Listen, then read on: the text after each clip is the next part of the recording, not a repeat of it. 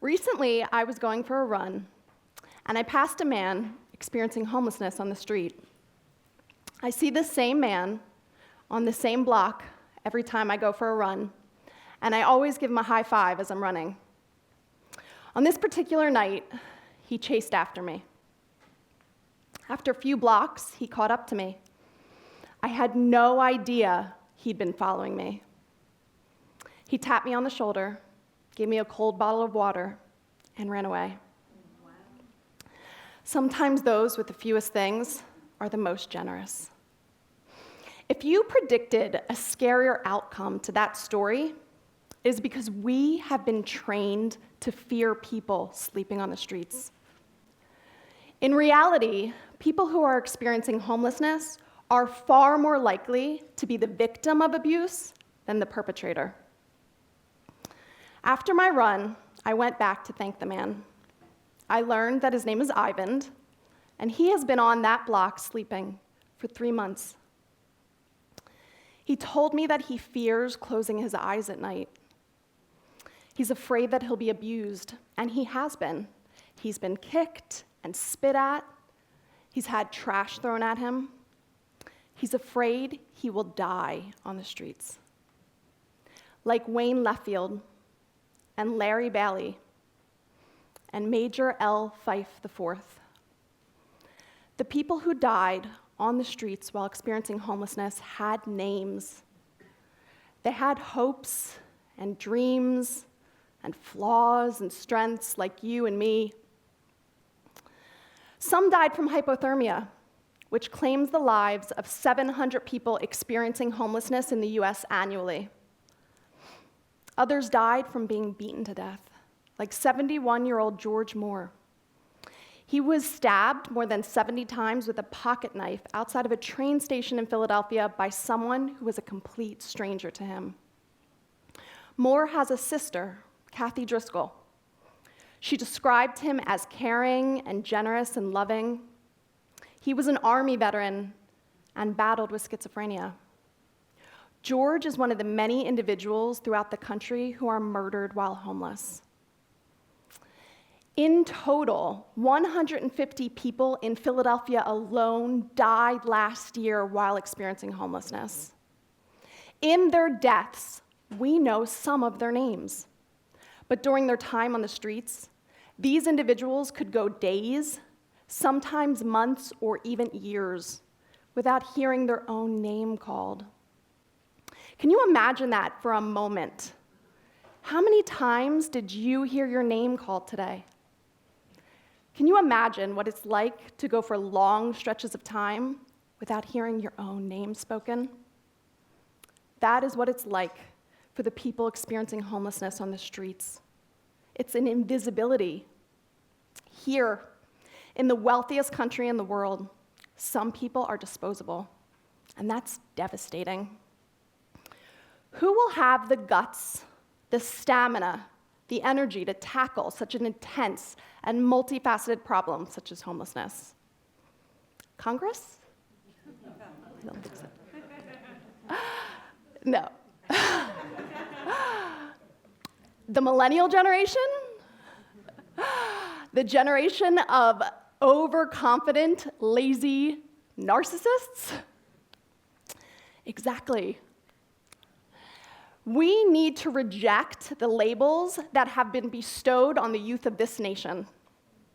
Our youth are a resource for social justice, and indeed, social justice is what is needed to tackle these societal ills. We need to see this generation as the social justice generation. It is with this reimagining of today's youth that propelled me to start SREHUP, or the Student-Run Emergency Housing Unit of Philadelphia, a shelter staffed and managed by college students, many of whom I teach at Villanova. My students were so devastated to learn about global poverty in my courses. They were surprised to learn that homelessness does not exist to the extent that we have it all over the globe. Recently, I was in Palestine, and I was surprised and amazed to witness that there's no homelessness in the West Bank. People there have very little, but what they have, they share with each other. It would be inconceivable for people in the West Bank to allow their neighbors, their friends or their family to sleep on the streets or beg for food. We also know that homelessness hasn't been a problem of this magnitude in the United States forever.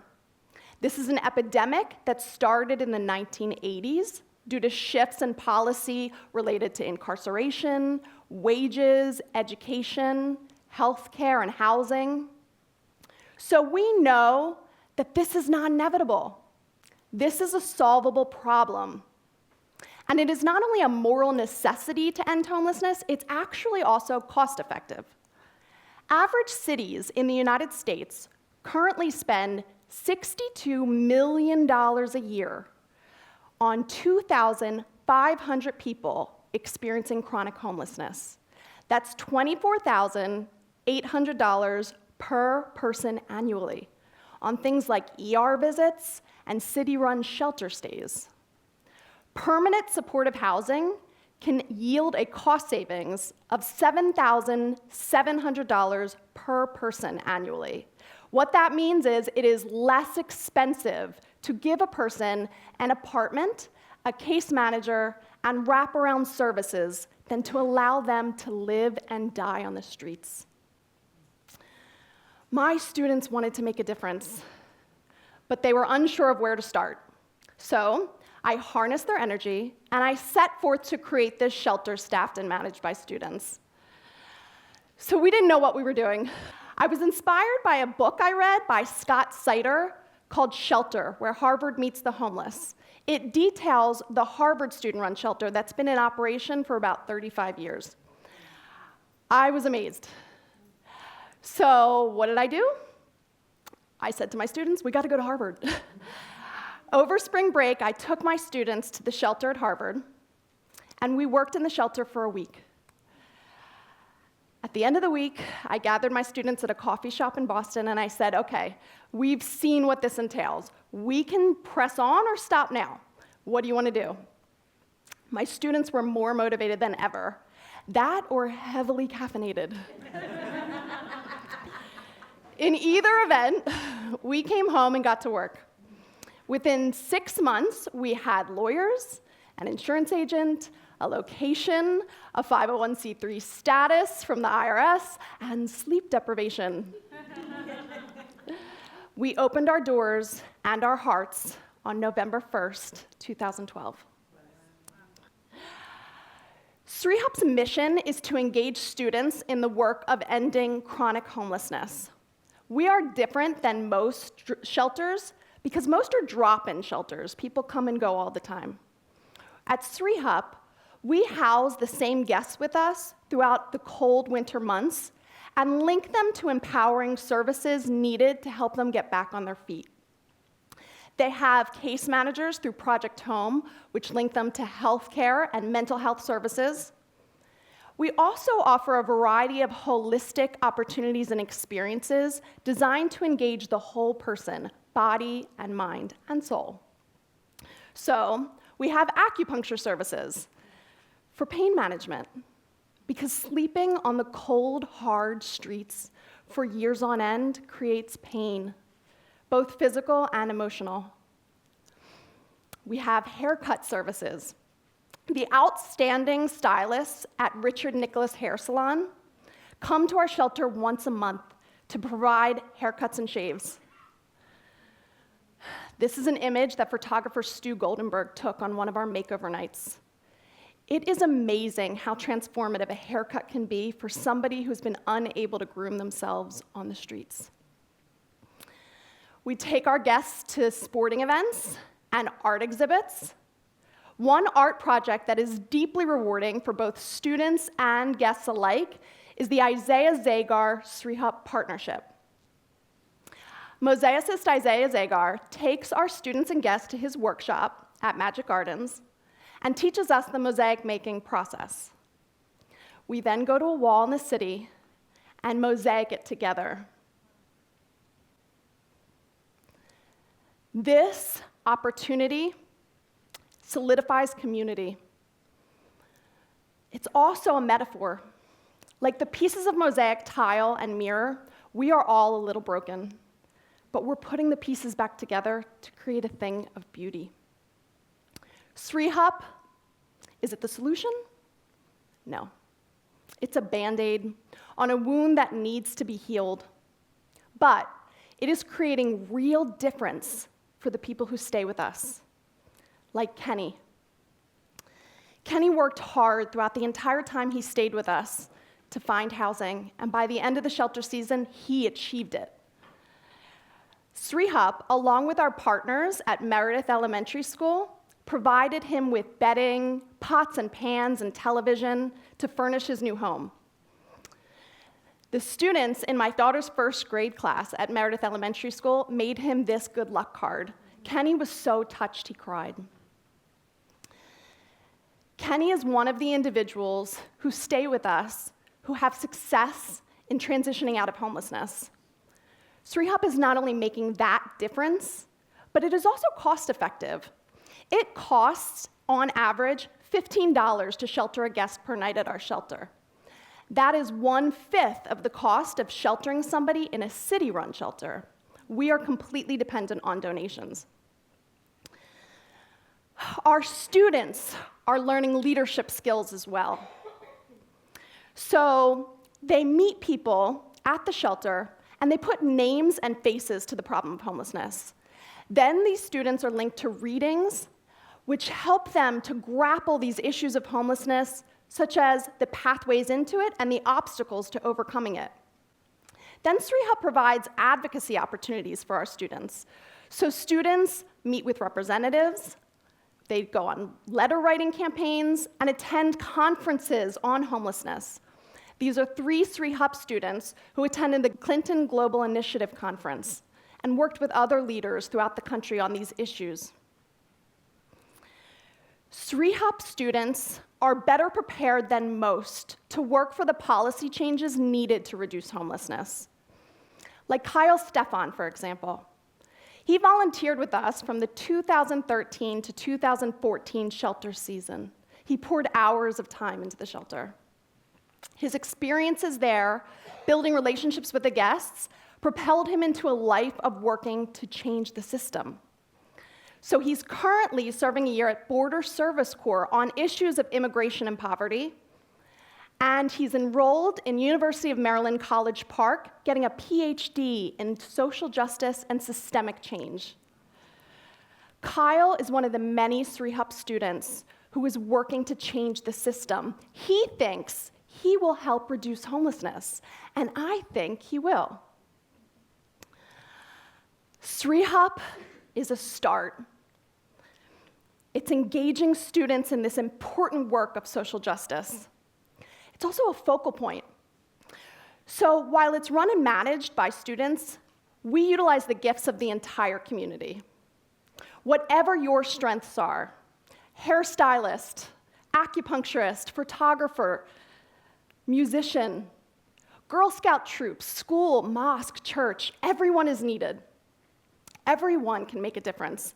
When I was in grade school, I remember learning about the civil rights movement and thinking I was born too late. All the good fights had already been fought. We were living in the best time to be alive. When I got to college, I realized that everything was actually a hot mess. We have sexism and racism, poverty, war and occupation, global warming, all still wreaking havoc on people and the environment. When my college students learn about that, sometimes their first instinct is to check out. They think, this problem is too big, there's nothing I can do. And what I tell them is, the good thing about these problems being so all-pervasive is there are so many points of entry into being the solution based on our own strengths and talents. Each one of us is needed to be the solution. So, this program is empowering our youth, and it's a start, but we need more cities and schools throughout the country to create these programs which engage the social justice generation.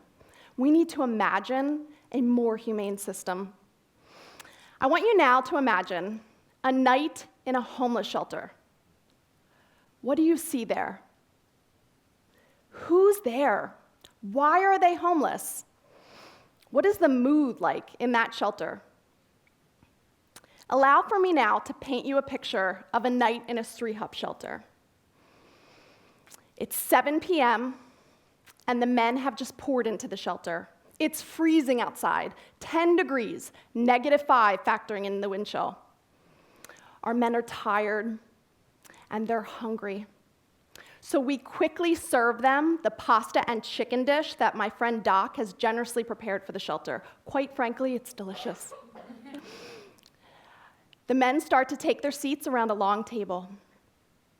On one side of the table, we have Jason, our shelter resident with a law degree from Yale and a killer smile. He's engaging my students on a lively debate on reparations. When my students meet him, they're always amazed to learn that he's homeless. This shelter helps challenge these students' stereotypes of who is homeless and why. On another side of the table, we have Dennis, who's teaching my students to play pinochle. Two men have retired to their cots, but when they see the game get underway, they're drawn back to the table, and soon a very exciting game of pinochle is being played between students and guests. We have John, who was a 9/11 first responder and lost his hearing as a result. He's in a corner of the room teaching my daughter and her friends sign language. We have Kenny. Kenny came to us after running away from an abusive foster family.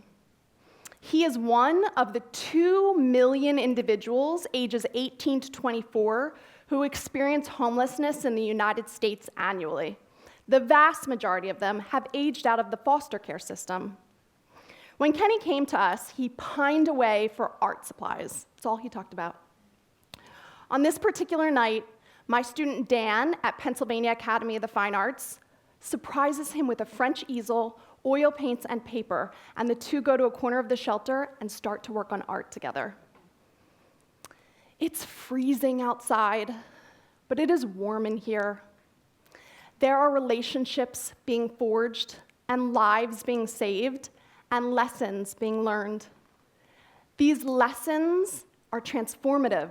They have the power to stir hearts and expand minds, which will propel these students into a life of working for social justice. And these students will change the world. Imagine. Thank you.